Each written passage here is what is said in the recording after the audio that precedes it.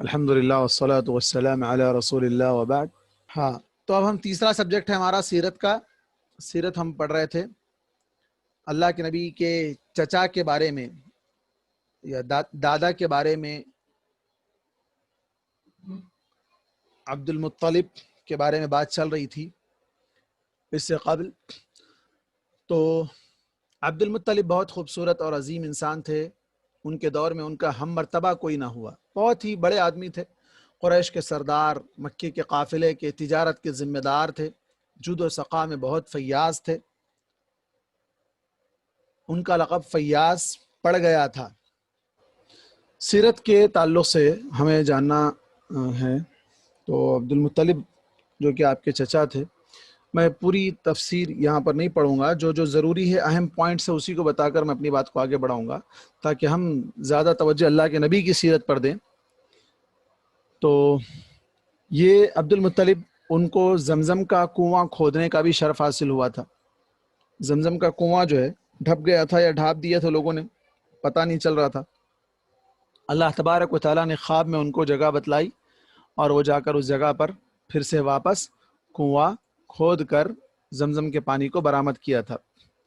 اور یہ عبد المطلب ہی کے دور میں خانہ کعبہ پر ابرہہ نے حملہ کیا تھا۔ سب لوگ آپ جانتے ہیں ابرہہ جو کہ یمن کا ایک بادشاہ تھا، جو چاہتا تھا کہ لوگ مکے کے بجائے یمن آئیں، اور اس کے لیے اس نے وہاں پر ایک ایسا گھر تعمیر کیا تھا کہ لوگ اس میں آ کر عبادت کریں۔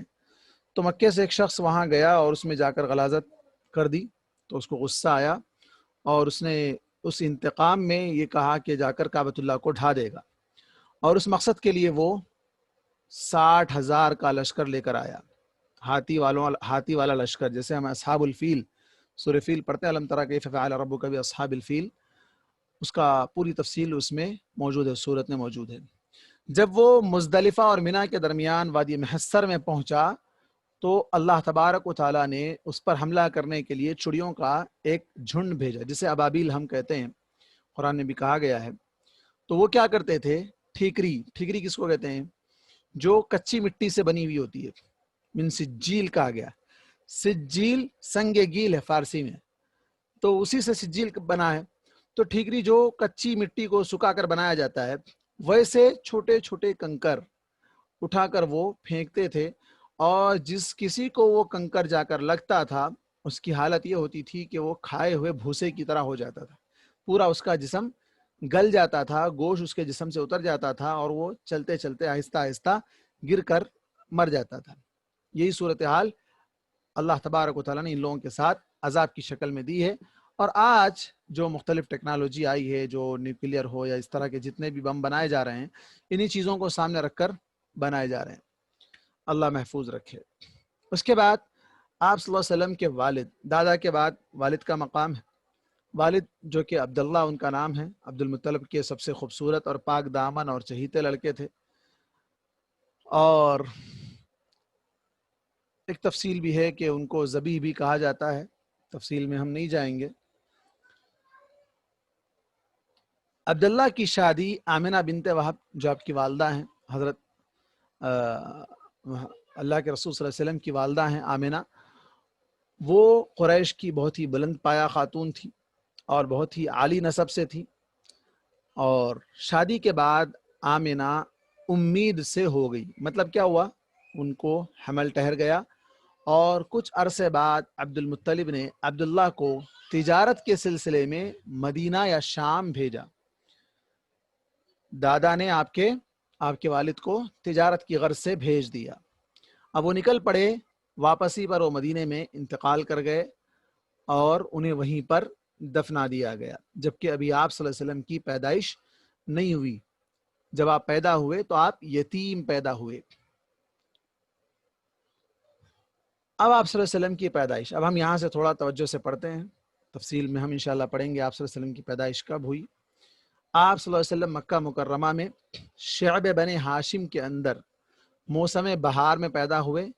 یہ دوشنبہ یعنی پیر کا دن، سوموار کا دن صبح تھی، ربیع الاول کی 9 تاریخ تھی۔ اب یہ بہت بڑا اختلاف ہے امت میں، 9 تھی، 12 تھی، 11 تھی، 18 تھی، 17 تھی، بہت سی تاریخیں ہیں. لیکن جو سائنسی اعتبار سے جو کیا کہتے ہیں اس کو، ایسٹرالوجی اور جو فلکیات کے ماہر ہیں، ان لوگوں نے جو تاریخ کا اندازہ لگایا، جیسے محمد محمود باشا فلکی ایک صاحب ہیں، انہوں نے جو اندازہ لگایا اللہ کے رسول صلی اللہ علیہ وسلم کی تاریخ، آپ نے کہا تھا کہ پیر کے دن پیدا ہوئے، تو پیر کا دن جو آ رہا تھا اس ہفتے میں، اس کے اعتبار سے اگر دیکھا جائے تو وہ 9 تاریخ کو آ رہا تھا، 9 ربیع الاول. اور اب آپ آج سے چند سالوں پہلے تک بھی دیکھیں تو 9 ربیع الاول ہی کو آپ کی ولادت کا سال مانا جاتا تھا. لیکن بعد میں بدعات اور خرافات کی ایجاد کی غرض سے 12 ربیع الاول کو ولادت کہا گیا، اور اس پر عید میلاد کے نام پر بہت سی بدعات اور خرافات کی ایجاد ہوئی ہیں اور آج بھی جاری ہیں. اللہ ان لوگوں کو ہدایت دے. یہ وہی سال تھا جس میں ابرہہ نے مکے پر حملہ کیا تھا. اب آپ صلی اللہ علیہ وسلم کب پیدا ہوئے؟ عامل فیل کہا جاتا ہے اس کو. تو اس وقت چونکہ وہ مشہور واقعہ تھا، ایک بہت بڑا عذاب آیا تھا، 60,000 کا لشکر اللہ تبارک و تعالیٰ نے اسے ہلاک کیا تھا، تو لوگوں میں وہ اچھی طرح یاد تھا. تو وہ فیل، عام الفیل، اس سال کے نام سے اس کو جانا جاتا ہے. تو اس کے اعتبار سے اگر آپ کو دیکھا جائے تو آپ صلی اللہ علیہ وسلم کی ولادت عام الفیل کے چند دنوں بعد، کہا جاتا ہے کہ 50 دن یا 55 دن کے بعد آپ کی ولادت ہوئی تھی. پیدائش کی اگر آپ عیسوی تاریخ دیکھیں گے تو 22 اپریل اور 571 عیسوی. اب ہم 2020 میں چل رہے ہیں، 2020 میں ہیں، تو اس اعتبار سے آپ کی تاریخ پیدائش عیسوی تاریخ کے اعتبار سے اس کیلنڈر کے حساب سے 22 اپریل 571 عیسوی میں آپ کی ولادت ہوئی تھی. پیدائش کے وقت دایا کا کام حضرت عبد الرحمن بن عوف رضی اللہ عنہ کی والدہ شفا بنت عمر نے انجام دیا. جب آپ صلی اللہ علیہ وسلم پیدا ہوئے تو آپ کے والدہ کے جسم سے ایک نور نکلا. یہاں تھوڑا سا فرق کریے، آپ پیدا ہوئے تو آپ کے والدہ کے جسم سے ایک نور نکلا جس سے ملک شام کے محل روشن ہو گئے. یہ مسند احمد کی روایت ہے، مسند دارمی کی روایت ہے، طبقات ابن سعد میں بھی اس کو ذکر کیا گیا. پیدائش کے وقت نور نکلا، نہ کہ آپ کو نور کہا گیا. فرق محسوس کیجئے.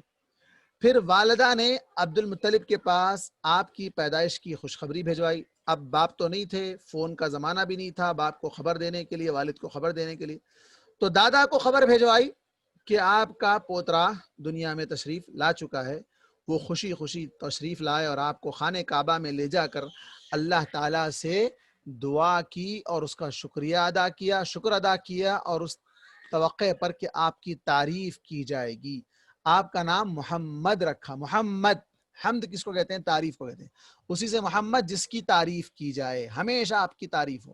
اور الحمدللہ آج تک بھی آپ کی تعریف ہے اور قیامت تک بھی تعریف ہوتی رہے گی، قیامت کے دن بھی آپ کی تعریف ہوتی رہے گی.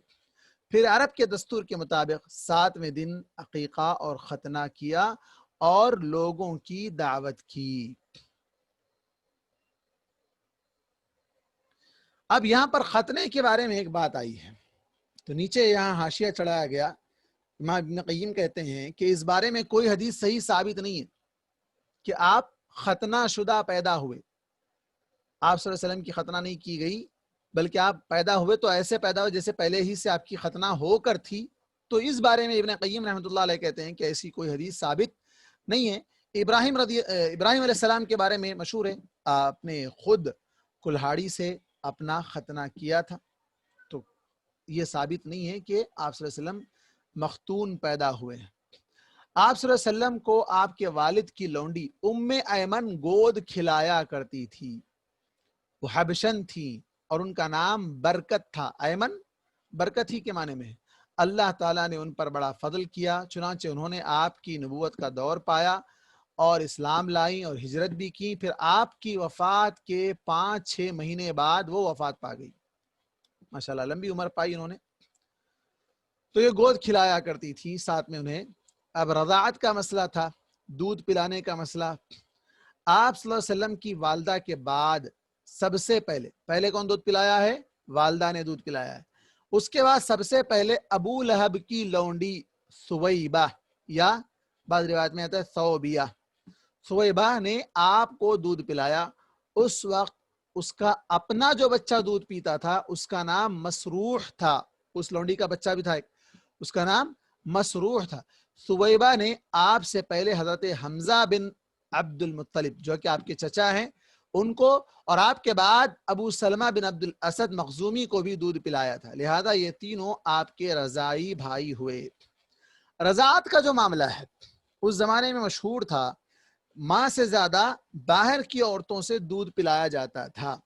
بالخصوص شہر کے مقابلے میں جو دیہات کی عورتیں ہوا کرتی تھی، دیہات کی عورتوں سے دودھ پلایا جاتا تھا. ایسا کیوں کیا جاتا تھا؟ اس لیے کہ شہر کی عورتیں تر و تازہ ہوا انہیں نصیب نہیں ہوتی ہے، جو غذائیں ہیں وہ غذائیں ان کو نہیں ملتی ہے جو غذائیں دیہات کی عورتوں کو ملتی ہے. تازہ دودھ، تازی ہوا، کھانے پینے کے جو چیزیں ہیں وہ بہت ہی ایک دم اصلی اور ہائیجینک چیزیں ان کو ملتی ہیں. تو اس وجہ سے دودھ پلانے کے لیے شہر والے کیا کرتے تھے؟ دیہات کی طرف اپنے بچوں کو بھیج دیا کرتے تھے تاکہ بچہ دیہات میں رہ کر وہاں سورج کی روشنی اسے ملے، وہاں ٹھنڈی ہوا اس کو ملے، تازی ہوا اس کو ملے اور تر و تازہ چیزیں اس کو نصیب ہوں.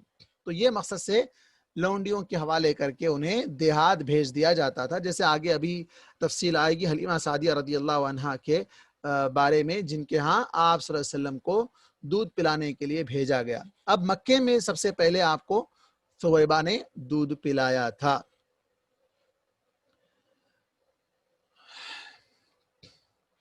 اس میں بھی ایک مسئلہ ہے، جو لوگ ولادت کے تعلق سے یا جشن میلاد کے تعلق سے جو دلیل لیتے ہیں کہ ابو لہب نے سویبہ کو آزاد کر دیا تھا خوشی میں، تو وہ خوشی نبی کی ولادت پر آزاد نہیں کیا تھا، وہ بھتیجے کی حیثیت سے، بھتیجا دنیا میں آیا، بھتیجا کی ولادت پر اس نے آزاد کیا تھا. جو لوگ یہ سمجھتے ہیں کہ اس نے جو نا ابو لہب. دوسری بات، ابو لہب کون ہے؟ کافر، مشرک، جس کے بارے میں تباہی کے بارے میں پوری سورت نازل ہوئی. کیا اس کا عمل مان بھی لیا جائے اگر تھوڑی دیر کے لیے، تو کیا اس کا عمل ہمارے لیے دلیل بن سکتا ہے؟ اس نے آزاد کیا، خوشی منائی، خوشی میں اس نے آزاد کر دیا. تو خوشی اس نے اگر منائی ہے تو وہ خوشی بھتیجے کی خوشی منائی ہے، نہ کہ نبی کی خوشی منائی ہے. کیونکہ اس وقت اس کو نہیں معلوم تھا کہ یہ نبی بننے والا ہے، کسی کو نہیں معلوم تھا. تو یہ جو لوگ دلیل لیتے ہیں ابو لہب کی تو بہت ہی بھونڈی دلیل ہے.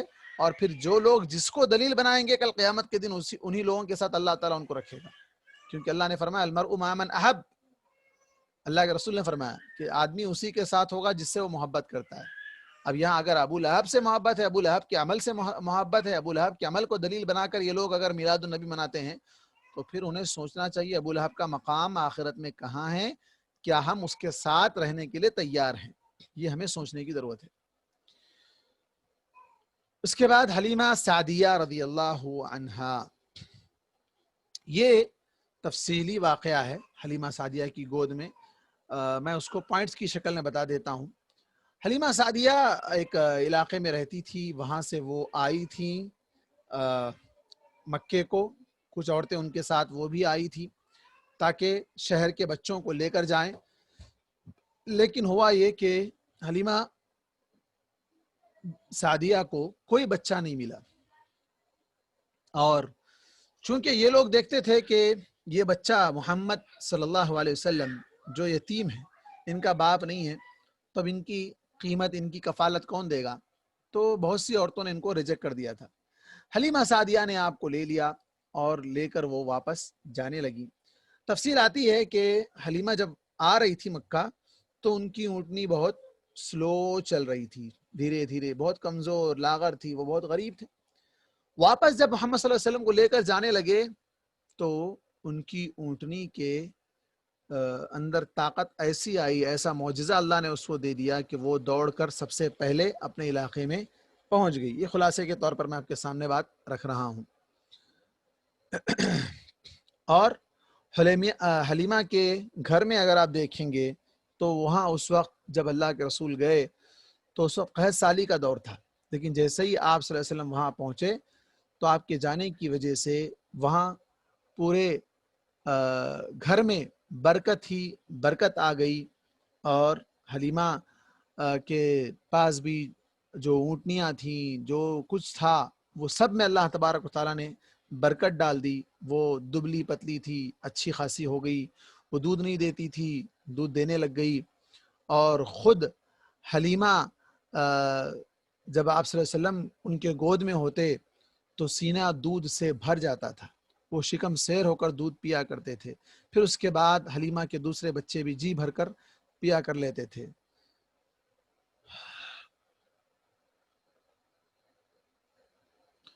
تقریباً آپ وہاں پر 4 سال تک تھے. پہلے 2 سال تک تھے، اور ہر 6 مہینے میں ایک مرتبہ آپ کو آپ کے والدہ کے پاس واپس لایا جاتا تھا دیکھنے ملانے کے لیے. فون اور ویڈیو کال کا زمانہ تو نہیں تھا نا بھائی. تو واپس لاتی تھی، خیر و برکت دیکھ کر پھر وہ واپس لے جاتی تھی. پھر ان کا جو معاوضہ ہوتا تھا وہ معاوضہ لے کر واپس چلی جاتی تھی. تقریباً 2 سال تھے. پھر اس کے بعد آپ کے سینے مبارک کو چاک کرنے کا واقعہ پیش آتا ہے، جس سے ڈر کر حلیمہ اور ان کے شوہر آپ کو آپ کے والدہ کے حوالے کر دیے. انشاءاللہ یہاں سے آگے پڑھتے ہیں، مزید تفصیل آئندہ ہم انشاءاللہ پڑھیں گے.